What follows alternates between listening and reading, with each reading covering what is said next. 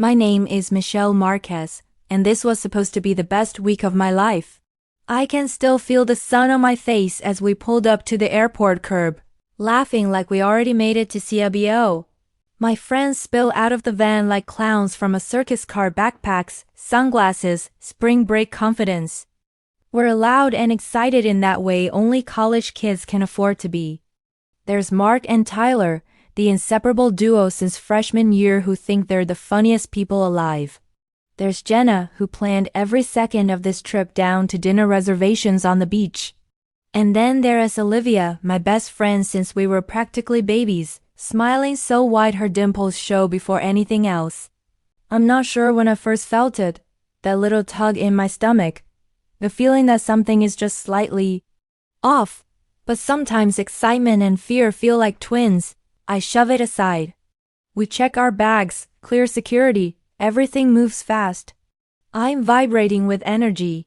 Even the airport noise, rolling suitcases, distant announcements, feels like background music to a movie starring us. Gate 32B, the flight board's on time. The plane is bigger than I expected, 3 seats on each side. Everyone scrambles to claim seats near each other. I end up by the window. Olivia slides in beside me. The others take the row ahead. I look outside at the wing. It gleams under the morning sun, perfectly ordinary. Then, I see a man standing on the tarmac below, staring up at our plane. His uniform looks like ground crew, reflective vest and all, but he's not doing anything. He just watches. His eyes meet mine through the glass. They are sharp, too sharp, like he's seen more than a person should. I blink, and he's gone. Just gone. Hey, Olivia nudges me. You okay? Yeah, I lie, forcing a smile. Maybe he walked off. Maybe I imagined it. My brain likes to play tricks when I'm anxious.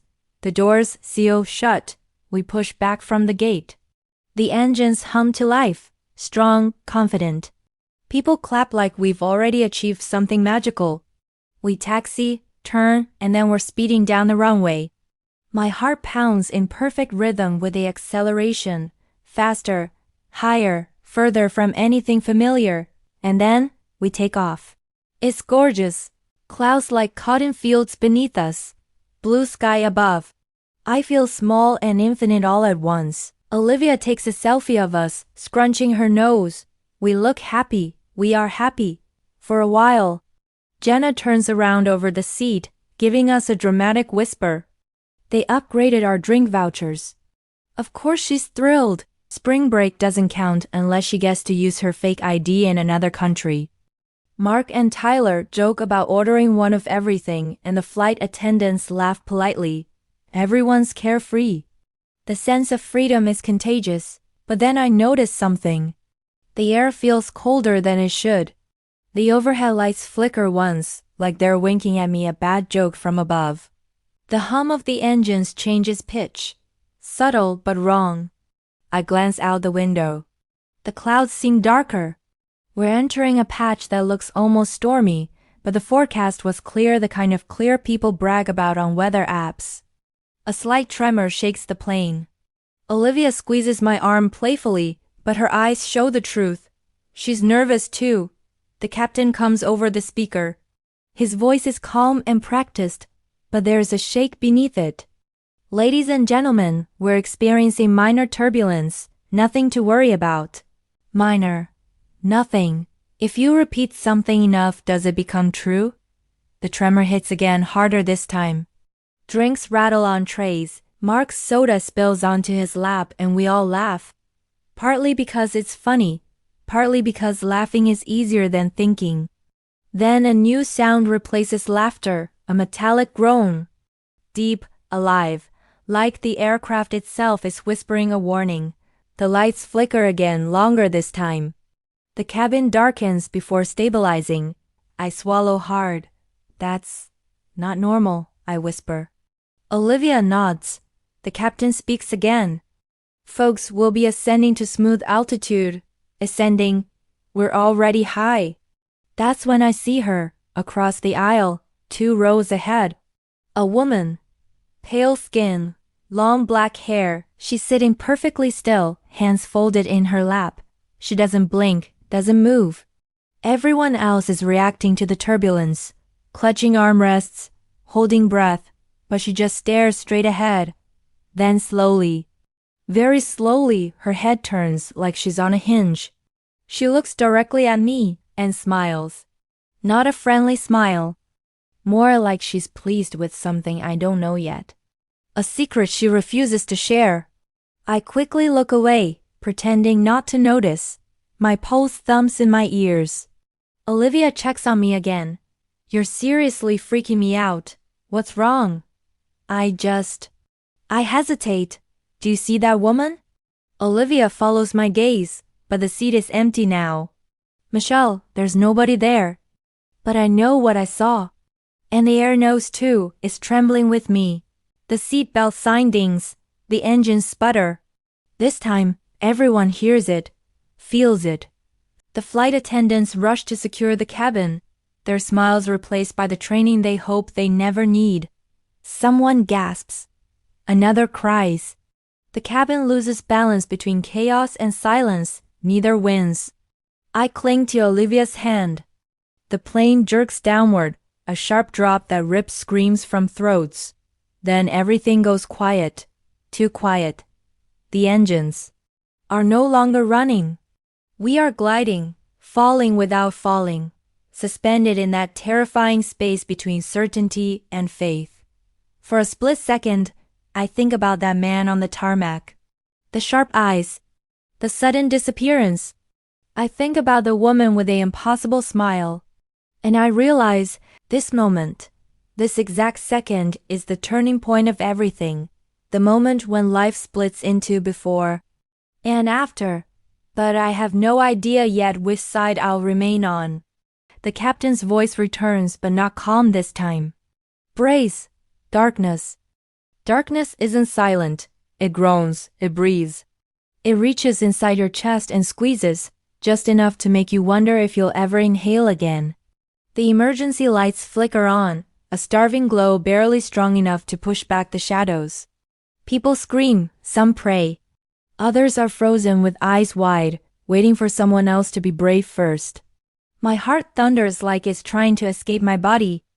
Olivia grips my hand so tight my fingers go numb. Michelle, she starts, but her voice breaks. I can't answer. My throat is packed with fear. The plane tilts, nose dipping slightly at first, then more. A flight attendant rushes down the aisle trying to calm everyone. We are trained for this. We need you to listen. The words don't finish. A violent jolt throws her forward. She slams into the seats, collapsing. Someone screams her name, but she isn't moving. The overhead bins burst open without warning, bags crashing down like hailstones. Someone cries out in pain. Then the alarms start. A shrill wail cutting through all thought. The captain's voice cracks through the speaker. We've lost all engines, please brace. Head down. His message dissolves into static. Olivia leans into me. We fold forward, arms over heads, like the pamphlet in the seat told us in the calm solidity of the airport we couldn't appreciate at the time. People shout final words to anyone who will listen. I love you. Tell my dad. Please God. The plane keeps dropping.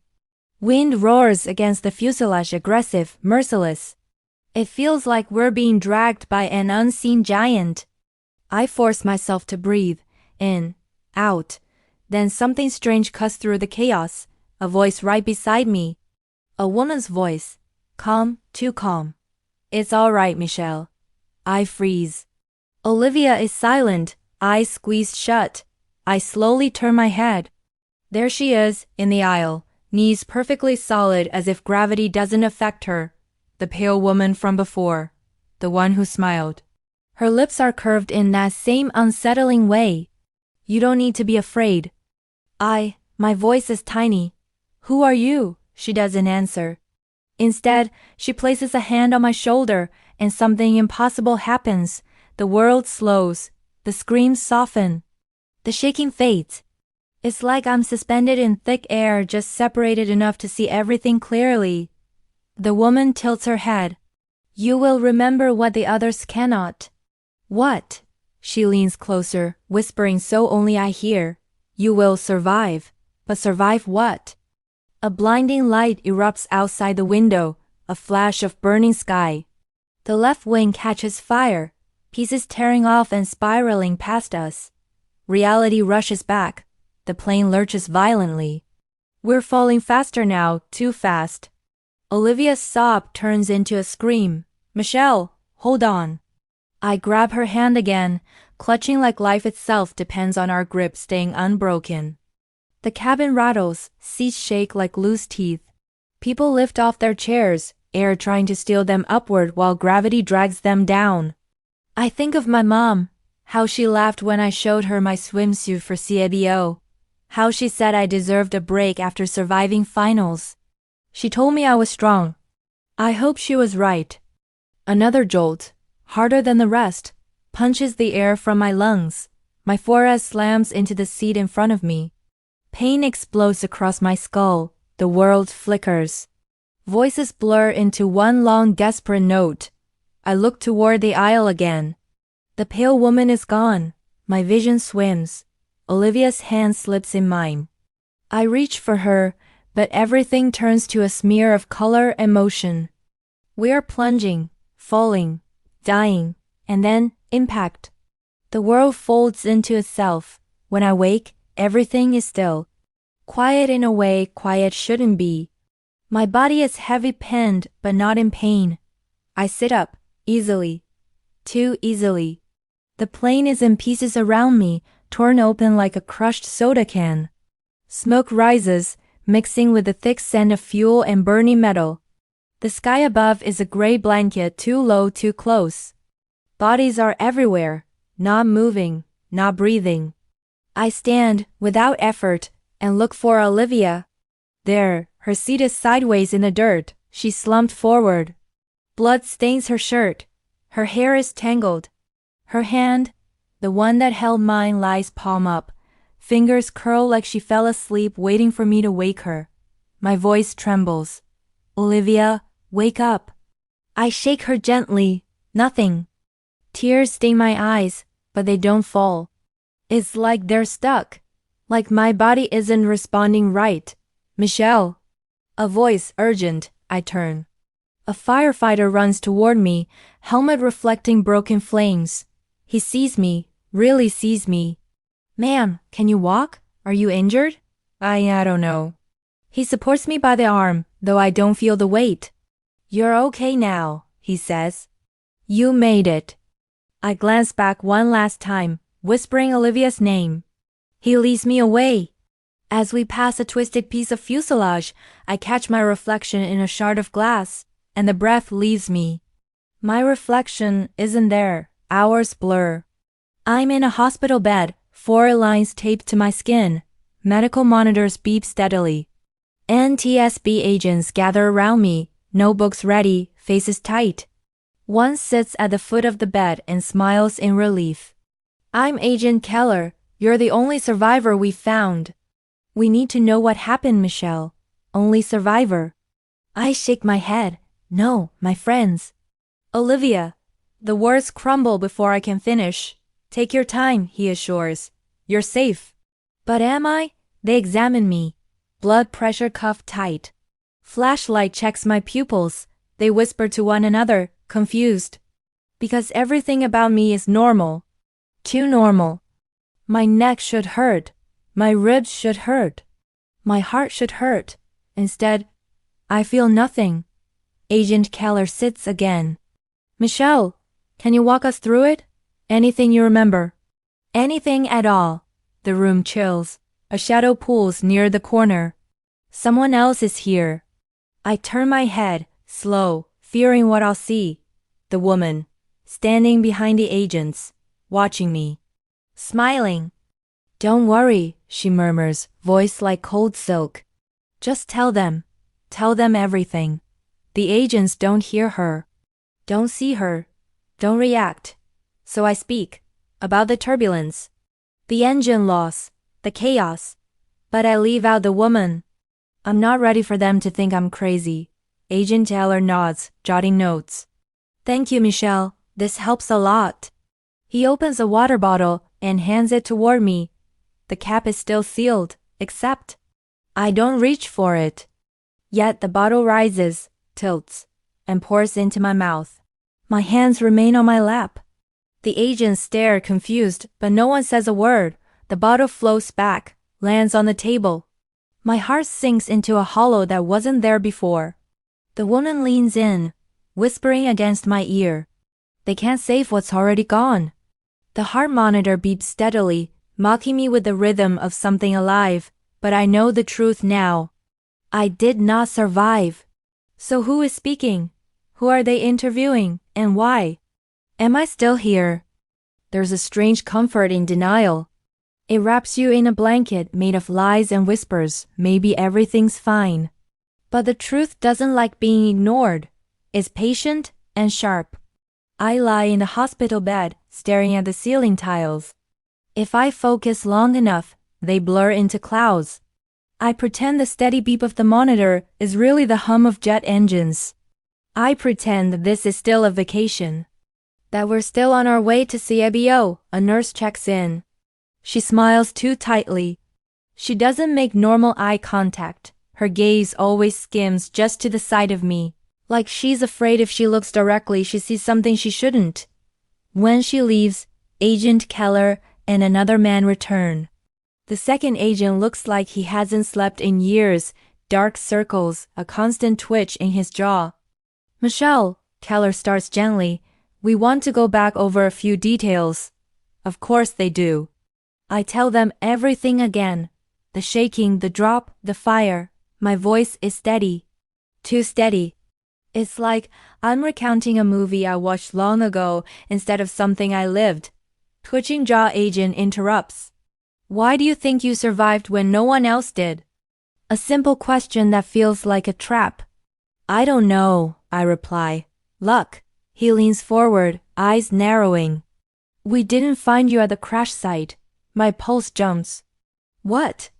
Keller shoots him a warning look, but the man continues.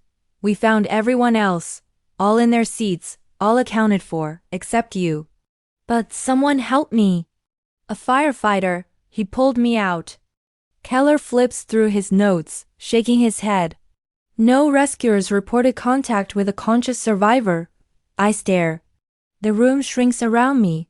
So how did I get here? I whisper.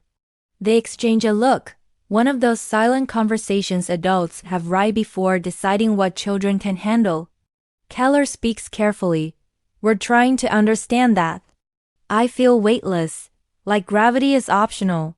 The pale woman stands by the door, leaning casually as though she owns the place. You're doing well, she says. But you haven't told them the most important part. I don't know what you want. I think. Maybe say out loud, I can't tell anymore. The agents only stare, confused. Keller softens his tone. Michelle, were there any unusual events before the engines lost power? Any strange noises, smells, signs of damage? My mind flickers back, the man staring at the plane, the flickering lights, the smiling woman who shouldn't exist. But her smile grows now, daring me to speak. No. I lie again. Why am I so afraid of the truth? Hours pass, or maybe seconds. Time is slippery now. A doctor examines me again, double-checking the impossible. No bruises. No swelling. No trauma. Like I was never in a crash, I sit up. Swing my legs over the side. I need to call my parents. The doctor blinks, startled. We've been trying to reach them. Trying, past tense. He hesitates, then says, They haven't answered, we'll keep trying. What recoils inside me real, alive, painful, maybe that's good. Maybe pain means I'm real. Later, Keller returns alone. He looks tired of questions and terrified of answers. Michelle? We have something you need to see. He wheels a laptop toward the bed. This is the footage from your interview. The first one. My heartbeat becomes a hammer. He presses play. Agents stand around a hospital bed. Their mouths move, they gesture. They nod and write notes. One holds a water bottle. He pours it into something unseen. The bed is empty. Invisible hands lift the bottle. Invisible lips drink the water. A chill swallows me whole. That's not possible, I whisper. Keller rubs his forehead. We talked to someone. We heard you. I was lying right there, I insist. He looks at me, searching for the girl he spoke with, the living one. Michelle. You died on impact. There it is. The blanket of lies finally burns away. No, I breathe, shaking my head. No. He turns the screen again. We recovered all the remains, including yours. On the video, one of the agents leans close to the empty bed, listening, nodding. Keller pauses the footage and meets my eyes. So who have we been speaking to? The question hangs like smoke.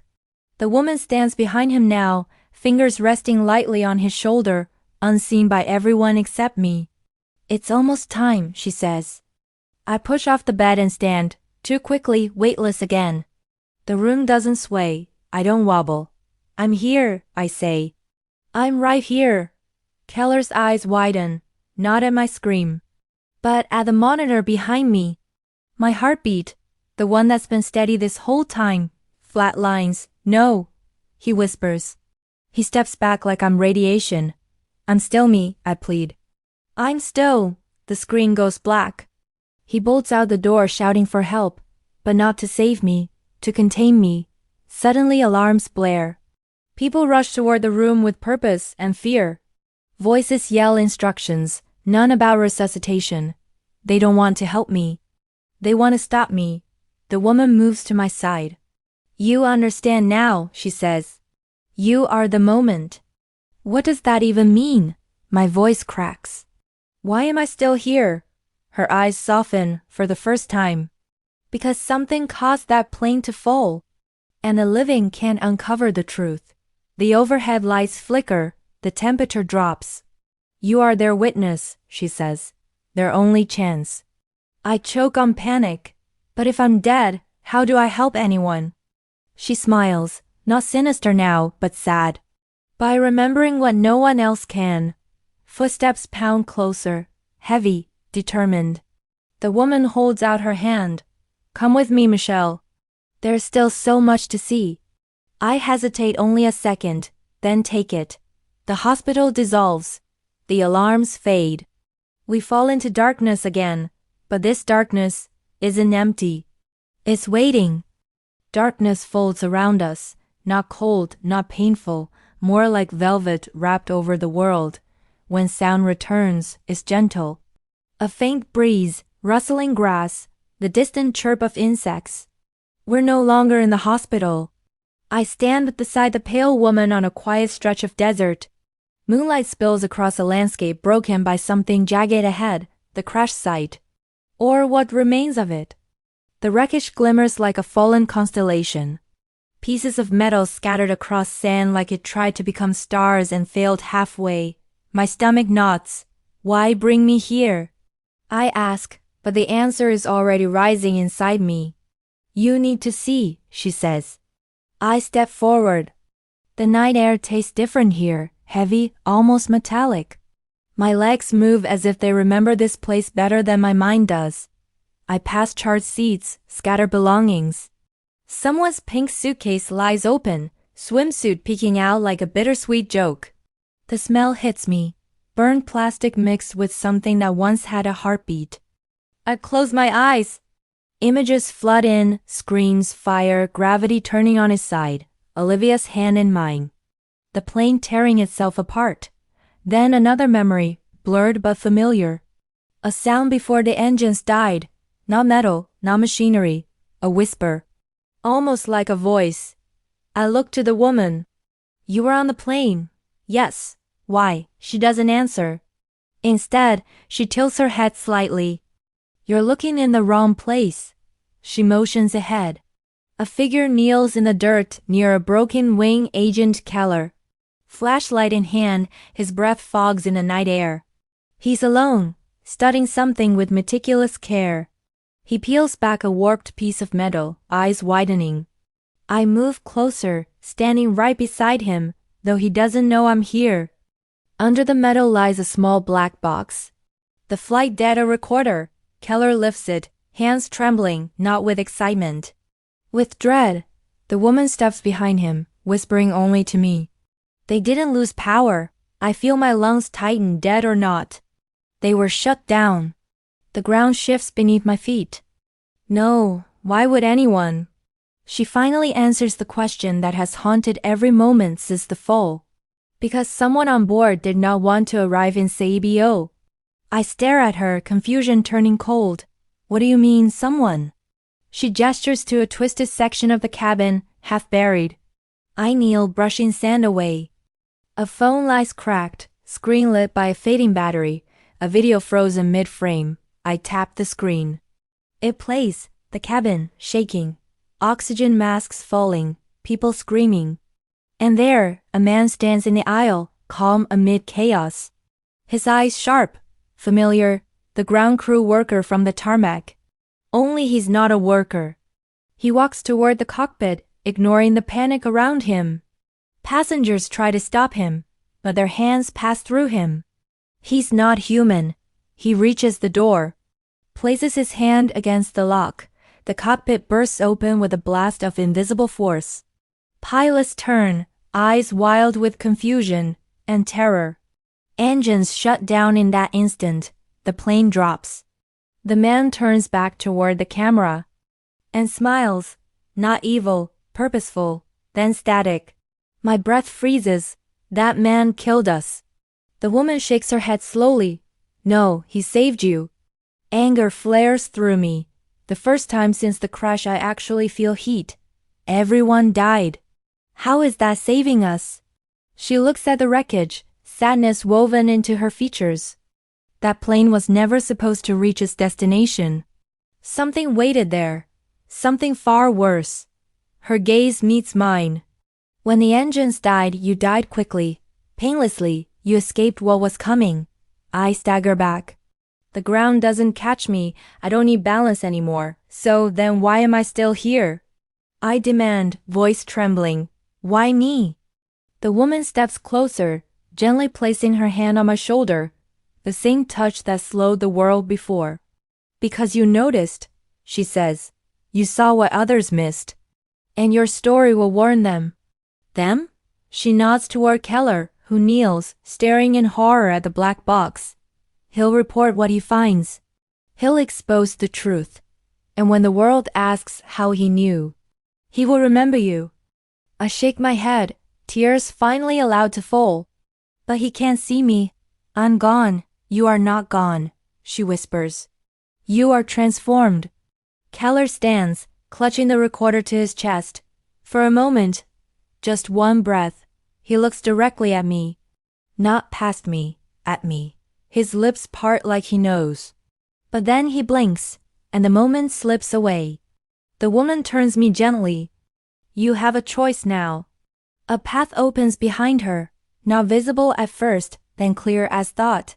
Soft light glows at its end. Warm, safe. The world of the living no longer belongs to you. But the world beyond waits.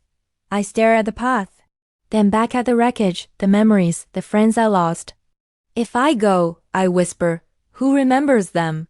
She smiles, not eerie this time. They live in you. That is why you stay long enough to tell their story.